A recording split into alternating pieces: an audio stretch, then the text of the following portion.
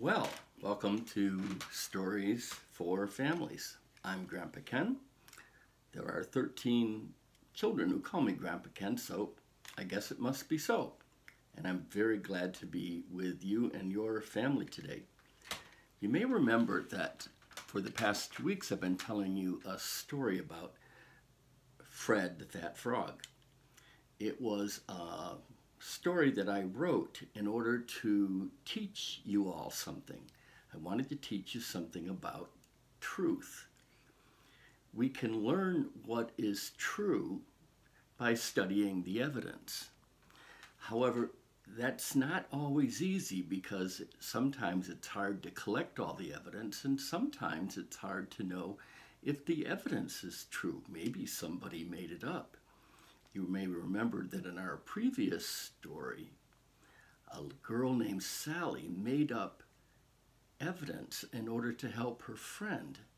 She cared about her friend, and that was good, but making up the evidence, well, that wasn't such a great idea.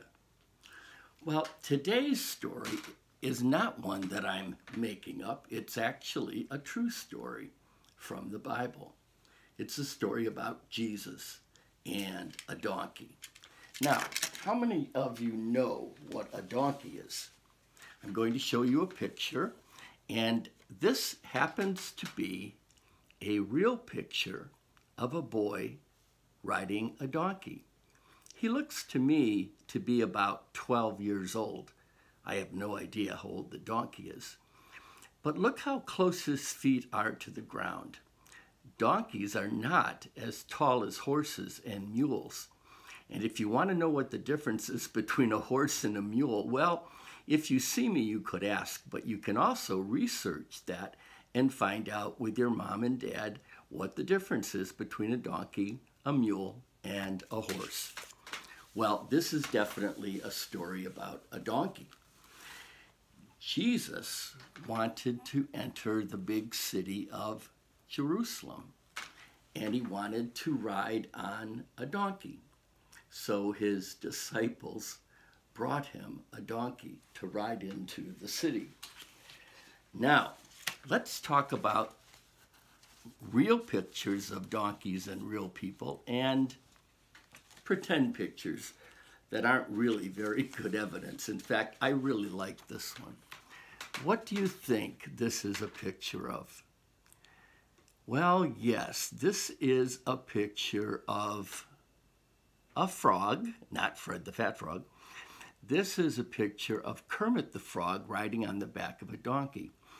Now, this is not a true picture of a true frog riding on a donkey. Kermit is actually a puppet, and that means he's an imaginary friend to millions of children. This picture is also not a real picture. This is a picture that is really a drawing, and in this drawing, Jesus is riding on a donkey. But this is not a picture that someone took with a camera. It's a picture that someone drew. Maybe they drew it for a children's book. It's actually a really nice picture. And it's a picture of a special day called Palm Sunday, which is the Sunday before Easter. And on that special day, Jesus rode a donkey into the city of Jerusalem, and the people were really, really excited. And they shouted things like, "Hosanna, Hosanna! We're so glad to see you, Jesus." I have another picture of Jesus riding into the city of Jerusalem on a donkey, and I'm going to show it to you. But the difference between this picture and the first one is that this is a real man riding a real donkey. And I know that because it's a picture from a movie. And there are many, many real people, including many children. They are watching Jesus ride on the donkey, and he's coming into the city. And they're all shouting, "Hosanna, Hosanna! We're so glad to see you." Remember, this is a real picture from a real movie. However, that's not the real Jesus. How do I know that? Well, it's actually pretty easy. I know, and I think your parents know too, that when Jesus was alive on the planet Earth 2,000 years ago, there were no cameras, there were no movies, there were no photographs.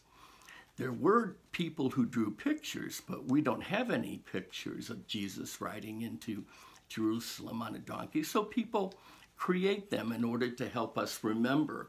What are they helping us remember? They're helping us to remember the story. And it's a true story. How do I know it's a true story? Well, the Bible tells me all about Jesus and tells me many stories that Jesus told us. Now, I want you to think about something. There actually is a part of this story about which you and I should ask a question about what is true. I'm going to show you another picture. I love this picture. It's a picture of a big donkey, probably a mama donkey, standing beside her baby donkey. The baby may be maybe 5 or 6 months old, and the baby is fairly small and the mom is fairly big. And it's not hard to imagine that a man could ride that big donkey. In fact, if he was riding it, as you saw in some of the other pictures maybe, his feet would be almost on the ground, but he certainly could ride that beautiful donkey. Okay, so in the Gospel of Luke, where a man named Luke tells us stories about Jesus, we hear that Jesus rode a donkey, one donkey, into Jerusalem. But in the story that Luke's friend Matthew tells, he says that there were 2 donkeys. He says that there was a big donkey and a baby donkey, and that Jesus rode them both at the same time. Think about that. Does that make sense to you? Would you ask a question like, how could Jesus ride 2 donkeys at the same time? Or maybe you would ask the question, you know, I don't think it would be very nice to ride on a baby donkey. A baby donkey is small and not that strong, and someone riding on a baby donkey might really hurt the donkey. Did Jesus ride on a baby donkey and a mama donkey at the same time? Does that make sense to you?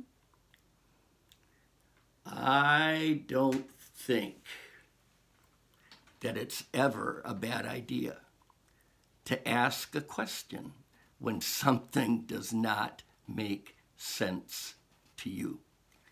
Asking good questions is one of the ways you find out good evidence so that you can think about what is true and what is false. So now we have arrived at a second way to decide what is true and false. It doesn't mean that it's always easy to find out what is true and false, but it does mean that you have a second way of finding out. You can look for evidence, and then you can think about the evidence and decide whether it is true. You can also ask questions about the evidence. Who found that evidence? Were they really trying to find the truth, or were they trying to trick me? You can ask questions to find out what's true, and you can gather evidence to find out what's true. And those are 2 of the best ways to find out. Now, about that specific question of whether Jesus rode 1 donkey or 2 donkeys, well, I have some ideas about that, and I'd be willing to share them with you.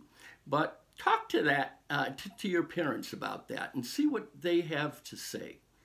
And see if they can do some research with you to help you understand why Luke says there was 1 donkey and Matthew says there was an adult donkey and a baby donkey at the same time. Okay, boys and girls, I will see you soon, and in the meantime, please find out the truth and tell the truth. Love you all. God bless.